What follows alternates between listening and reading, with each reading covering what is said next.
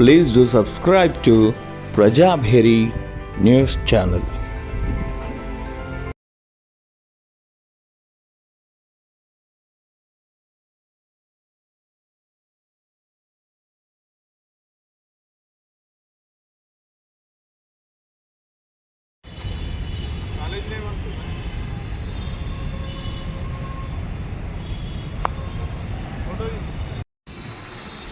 ఈ నెల 30-31న మంచిర్యాలలో జరిగే పీడిఎస్ రాష్ట్ర రాజకీయ శిక్షణ తరగతులను విజయవంతం చేయాలని పీడిఎస్గా విద్యార్థి లోకాన్ని కోరుతున్నాం.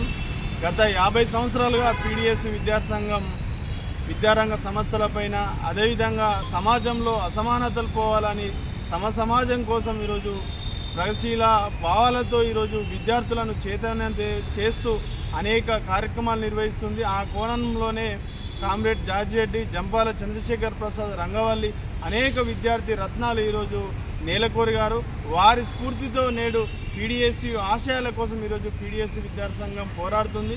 నేడు కేంద్ర ప్రభుత్వం ఈరోజు న్యూ ఎడ్యుకేషన్ పాలసీని ఈరోజు తీసుకొచ్చి విద్యను మొత్తం కూడా ప్రైవేటీకరణ, కార్పొరేటీకరణ, అదేవిధంగా మొత్తం కూడా కాషాయీకరణ చేసే విధానాలను ఈరోజు తీసుకొచ్చింది. అదేవిధంగా ఈరోజు రేవంత్ రెడ్డి ప్రభుత్వం కూడా మొత్తం కూడా విద్యారంగాన్ని విస్మరించారు. విద్యాశాఖకు మద్దతుని కూడా ఈరోజు కేటాయించినటువంటి పరిస్థితి ఉన్నది. రాష్ట్రంలో విద్యారంగం కూడా అనేక సంక్షోభంలో ఉన్నది.